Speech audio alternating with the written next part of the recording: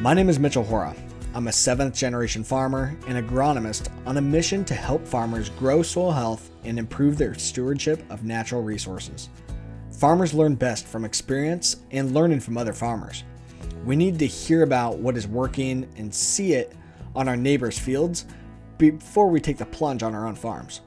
In the Saginaw Valley area of Michigan, groups of farmers are banding together in peer groups to learn and experiment to improve the health of not only their soils, but ultimately of the Saginaw Bay. The bottom line is everybody has to make money at farming, and if we're profitable, that's the main reason to do it. My name's Steve Tate, and we farm in Caseville, Michigan, which is in the thumb area of Michigan. 100% no-till, and roughly farm about 2,500 acres of corn, soybeans, wheat, and a few dry beans. My name's Dan Ritter, live between Elkton and Bad Axe in the thumb of Michigan. About 920 acres, corn, soybeans, wheat, and oats. Mostly no-till, do just a little bit of vertical tillage every once in a while, but committed to no-till and eventually get to 100% cover crop on every acre.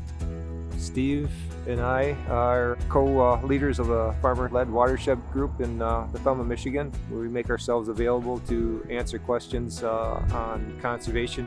We hold group meetings, we've made mistakes, and we've learned from it. We're willing to share what we've done with other growers because the systems that we've created or are using work for us. We're reducing inputs, making our soil a lot healthier, so that's kind of our goal. Jeremiah Asher, I'm the Assistant Director at the Institute of Water Research at Michigan State University. These networks can really help producers be more open to kind of learning and sharing information because they're working within a peer-to-peer network. They know the people that they're interacting with, they're in their communities, they see the practices they're doing, they see the results. We believe that also helps to improve the willingness to try to adopt some of these practices. We're here to help growers make good decisions towards conservation, without, trying to get something out of their pocket. So within the peer group as it is today, what type of producers are the ones that are jumping on that right away? It's a diverse mix, I think smaller guys have jumped on the bandwagon earlier. Now we're starting to see the bigger guys.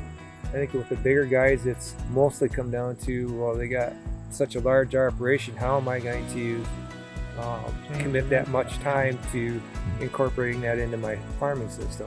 Some of the younger farmers Yes. have taken a little more interest too. There's concern, what they need to do, and it's all about profitability too. You got to be a profitable farm to do these practices. What are some of those key things? What are some of those first things that you try to point them towards seeing an improvement on? I'll tell a guy, if you want to start no-tilling, start with no-tilling wheat after beans, and then after that wheat, put a really, really intense cover crop mix out there, and then start your transition to no-till because, it took however many decades for you to get that soil into that condition, and it's not going to get fixed overnight. We're really concentrating on the nutrient nitrogen.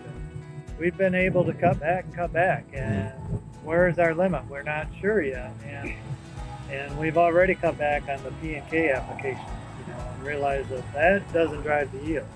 And as our yield maps come in, it's organic matter where I want to keep growing my organic matter for a few years yet, because that's driving yields also. I see a lot more excitement in the younger generation as far as the whole soil health part of it. As you look forward here, what's your goal?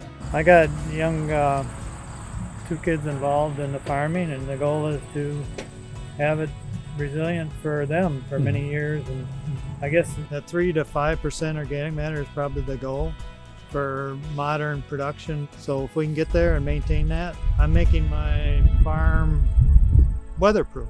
My farm's more resilient on be able to handle water, be able to store water. With our group, our goal is to get more out of our soil, our natural soil, and being able to share that with other farmers, it goes a long ways.